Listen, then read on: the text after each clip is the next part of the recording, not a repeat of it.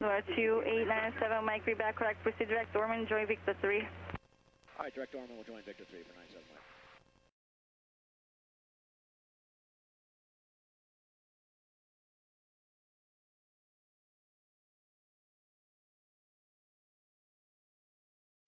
Welcome back. In this module, we'll look at the short field approach and landing in the Piper Warrior. In particular, we'll take a look at some real-world analysis and techniques used to operate safely into short fields. Rather than perform a simulated maneuver on a long runway, our demonstration will take place at the Cedar Key Airport, Charlie Delta Kilo, which features Florida's shortest paved public runway. In addition, the aircraft will be loaded to within 100 pounds of the maximum landing weight to add to the challenge. While the approach and landing into Cedar Key is comfortably within the performance capability of most single-engine aircraft, and even many piston twins, landing incidents involving overruns are more frequent than they should be at this airport. All are the result of pilot error that point to poor planning and technique. While this video covers the Piper Warrior, many of the guidelines and topics introduced within this module are applicable to most light aircraft. Of course, you should consult your aircraft's pilot operating handbook for specific performance information and procedures that apply to short field operations for your make and model. And as always, get instruction from a qualified flight instructor prior to attempting this procedure in your aircraft. Okay, let's take a look at the airport. Cedar Key is located on the west coast of Florida, about 75 miles north-northwest of Tampa. The airfield is 11 feet above mean sea level and is unattended. Birds and other wildlife are frequently found around the airport area. The common traffic advisory frequency is 122.9, which is multicom and applies no air-to-ground communications. Even though the airport is unattended, the local taxicab driver will ask you if you would like a ride into town when she hears you on the frequency.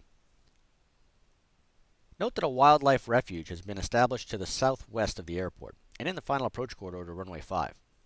Recall that the AIM recommends that pilots maintain a minimum altitude of 2,000 feet above the surface when operating over this type of refuge area.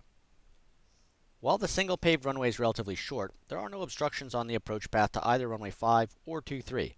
However, the runway abruptly ends in water on both ends, leaving little margin for error. The paved surface of the runway measures 2,355 feet by 100 feet, but there is a displaced threshold on both sides that reduces the landing distance available. Recall that touchdown is not permitted in a displaced threshold area, which is indicated by the white arrows. Touchdowns are permitted only past the white demarcation bar, denoting the start of the threshold. An interesting and potentially dangerous issue is that as of October 2017, FAA publications do not mention the existence of a displaced threshold on runway 5, which was added over a year ago. Pilots planning to land on runway 5 will have about a 100 to 150 feet less landing distance available than they may have thought during their planning. It is an important lesson that even having the most up-to-date aeronautical information may not be enough, and why a visual assessment of the runway prior to landing is so critical.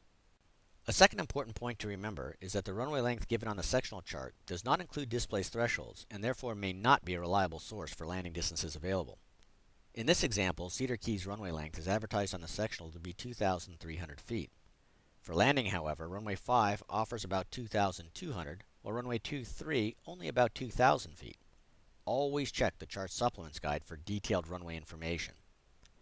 Finally, note that the yellow runway shoulder markings change direction at the midpoint, where they form a V. This is helpful in assessing runway remaining during the landing rollout.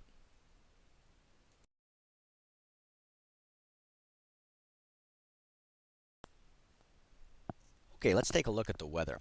As with any flight, a careful pre-flight check of the weather is essential. Because of the morning arrival, one concern is low clouds and fog. Cedar Key does not have any weather reporting, so surrounding airport data must be relied upon.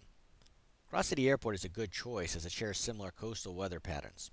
And indeed, on this day, temperature and dew point separation is very close. The Tampa terminal area forecast does not give any indication of low visibilities, but an airmet just to the north of Cedar Key for IFR conditions was in effect. The second concern is the wind, as it is a critical factor in landing performance, especially for a short field. All indications show winds from the northeast, which will favor a runway 5 arrival at Cedar Key. We'll check the cross-city AWOS information when inbound and check the windsock at Cedar Key prior to landing to confirm this.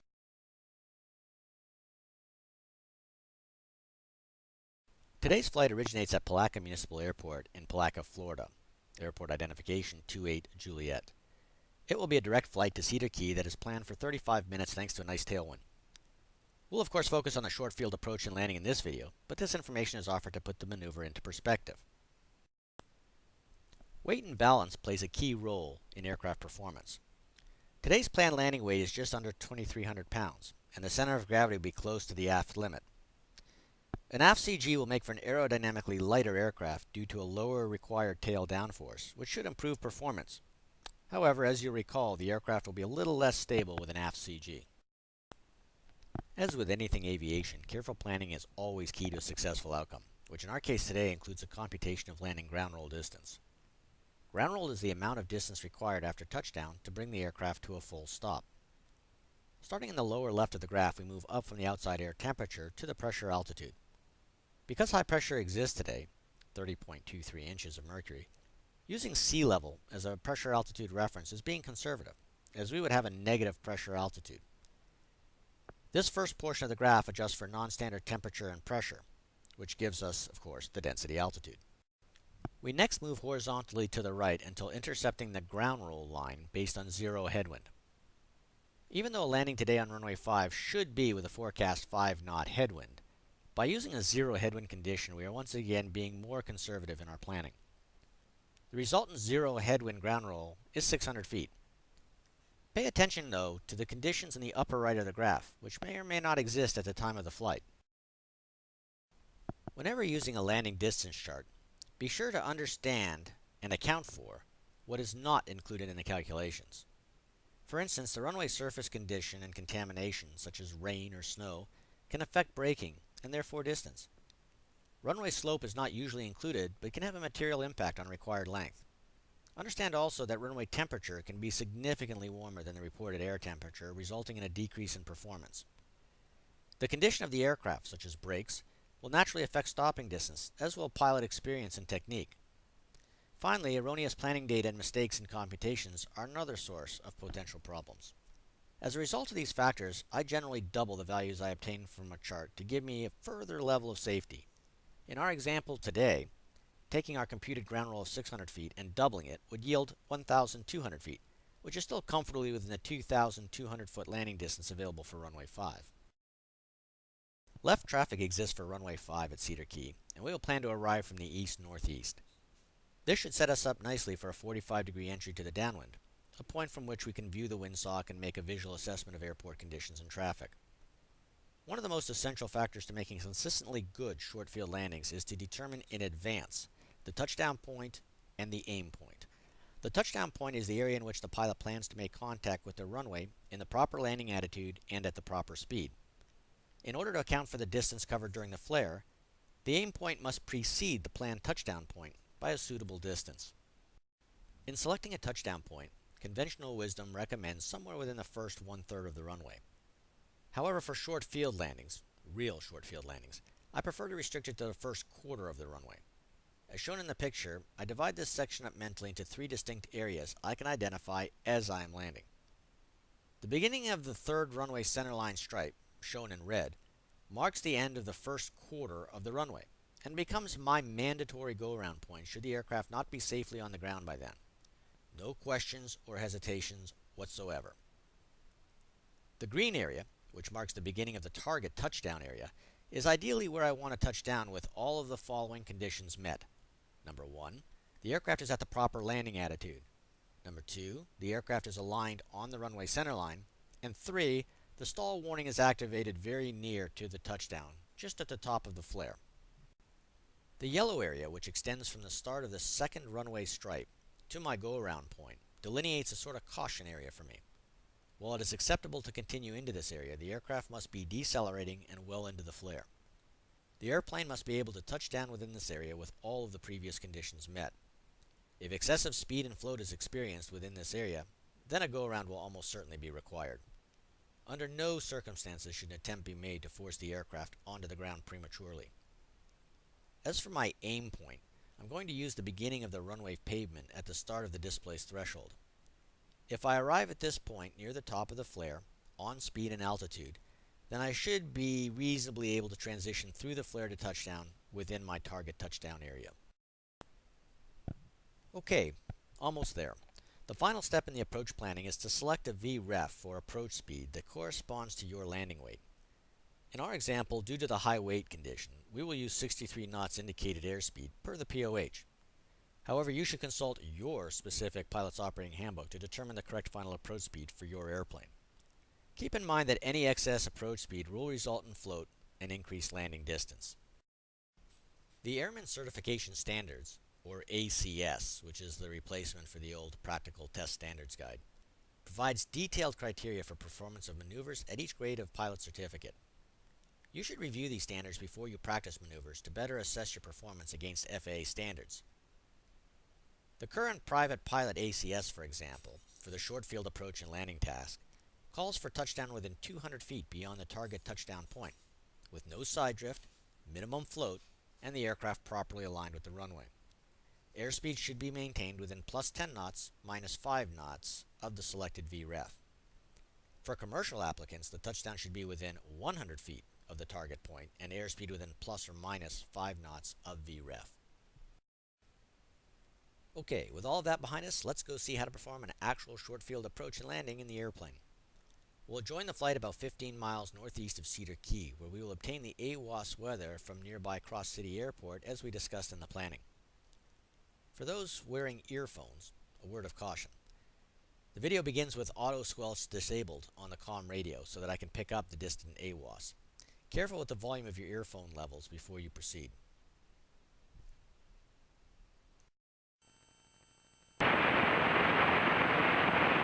Call City Airport. Automatic weather observation. 1322 Zulu. Weather. Wind 060 at 6. Visibility 102. Below 12,000. Temperature 21 Celsius. Viewpoint 20. Altimeter 3023.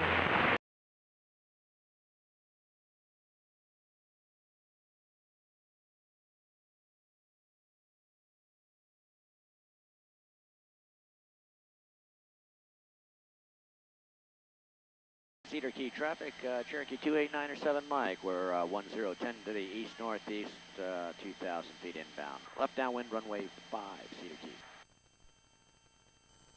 Cedar Key traffic, Super Cruiser is 8 to the southeast, 1,500 inbound Cedar Key. And Cedar Key, you got a Cherokee now about 5 to the east-northeast. We're setting up for left downwind, runway 5, Cedar Key. Alrighty, well, we're going to go over the town and maybe around the Keys before we head in, Cedar Key. Seaway traffic, managed around midfield right now. Cruiser Cedar Key has Cherokee in sight. We're over town center and we'll be heading out to the southwest for a little bit.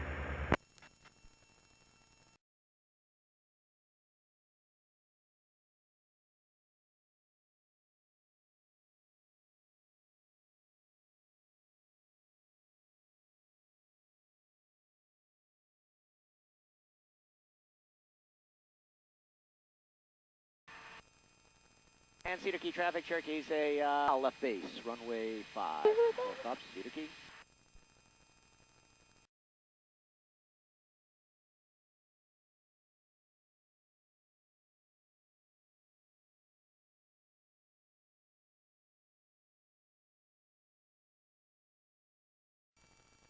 Cedar Key traffic, Cherokee's turning off final runway 5, full stop, Cedar Key.